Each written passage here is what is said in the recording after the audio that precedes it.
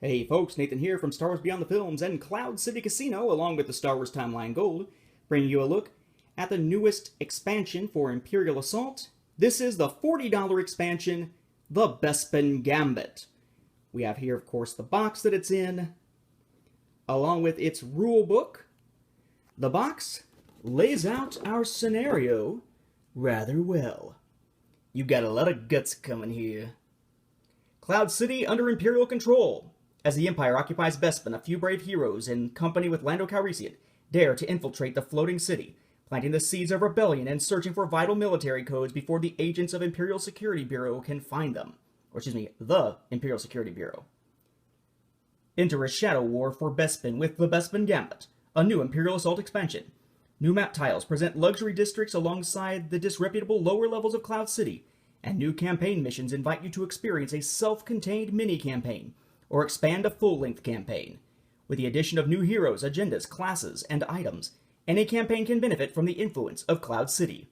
Your Imperial Assault skirmishes also gain new figures, missions, and command cards. The fate of Cloud City and its young uprising rest in your hands. And of course it does say you need the core set to play.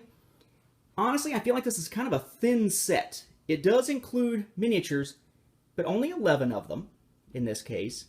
And I like the new setting and concept. I like the fact that they're bringing in Bossk and Lando Calrissian, but it just doesn't feel as substantial as our previous expansions, including Twin Shadows, though I like the concept here better than Twin Shadows. Let's take a look and see what's inside. Alright, so let's take a look at what's in the box here aside from the rulebook. I went ahead and flipped over the deployment cards here to start with before I show them to you, so I want to give you a sense here of just how many are mercenary this time. Right, we got a couple of heroes in Lando that are going to be rebel. We have 2 cards for the Imperials, but really that's just one, because it's a skirmish and a campaign mission version of Agent Blaze. And then you got mercenary, minus the one that can go for anybody. So keep that in mind, this is a mercenary heavy set, as opposed to a heavy set mercenary like Dengar. Alright, so now that I've flipped them back over, let's take a look at the deployment cards. We've got the Wing Guard.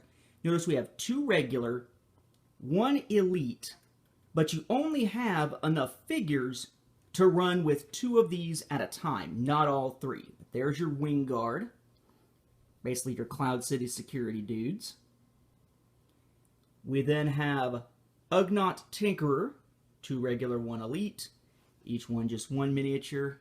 These ugly tiny little dudes here. Then we have our ones that don't have miniatures, they're upgrades. We have the Unshakable Skirmish upgrade that is neutral. Then we have the Mercenary Skirmish upgrade under duress. Then we have 3, which is odd because there are 4 expansions to go with this, right? 4 ally or villain packs. We have 3 instances of tokens with deployment cards as opposed to miniatures. We have Bossk with his token, Lando Calrissian with his token, and Agent Blaze with 2 cards, Skirmish and Campaign, there with his token.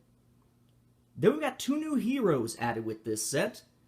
We have Davith Elso and Mern Rin.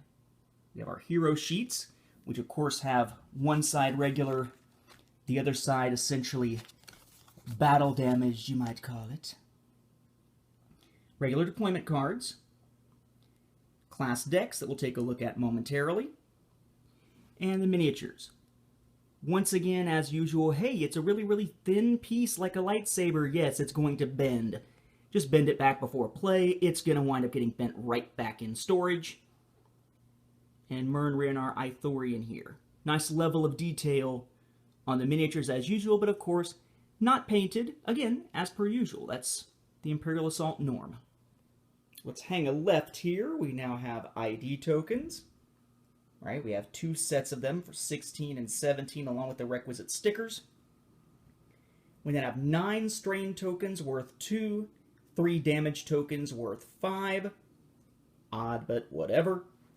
We have a whole slew, 2, 4, 6, 8, 10 different tokens now for a condition called Hidden. And we have 4 hidden condition cards. Not hidden cards, but cards called hidden. There you go, matching your symbol there. We have 2 supply cards, flash emitter, and turbocharger. And before we move on to the other tiny cards, let's check out our skirmish mission cards. We have Man and Carbonite and Strategic Reserves, both based on the Bespin Tabana facility map, which is on our skirmish map sheet, which I find kind of amusing because if you flip it over, it has an advertisement for, well, itself. Granted, it does have an advertisement there for the ally and villain packs with it, but I love the whole, go decide the future of Cloud City in the Bespin Gambit. Oh shit, you already own that. Never mind. And just in case you needed more advertising, it of course does have one of those Fantasy Flight Games winter catalogs. In this case, winter 2015. A little bit behind there. Then alongside our little tiny proof of purchase, we have more of these smaller cards from the game.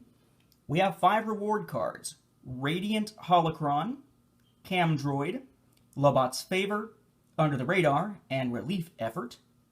Then we have 6 item cards. The first 2 are Tier 1, Vibro Sword and Shadow Silk Cloak.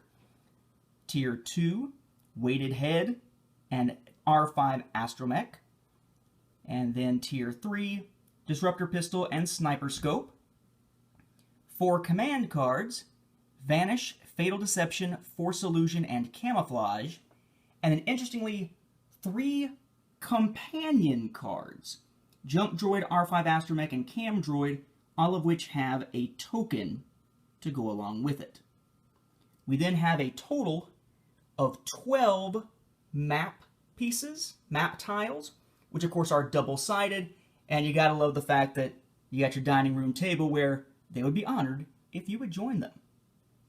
We then of course have our mission cards and our agenda cards, along with, as we'll see here in a moment, our Imperial class deck for Imperial Black Ops. But we'll check out those here in a moment. Our missions, with this being an expansion, our side missions all, we have Cloud City Secret, Reclamation, Freedom Fighters, Hostile Takeover, Panic in the Streets, and Reclassified. We then have 6 agenda cards, so 2 sets of 3. For Enhanced Interrogation, we have Weak Links, Blackmail, and Learn Their Weaknesses. And for Evasive Maneuvers, we have Feigned Retreat, Contingency Plan, and Hasty Ambush. Now, regarding those class decks, okay, we have 9 cards, of course, in each. Generally, you have 1 that's free, 2 that cost 1 XP, 2 that cost 2, 2 that cost 3, 2 that cost 4. That is the case here. We have Davith's, which has Heirloom Dagger, Elusive Agent, Covert Operative, Blindside, Falling Leaf, Shrouded Lightsaber, Force Illusion, Embody the Force, and Fell Swoop.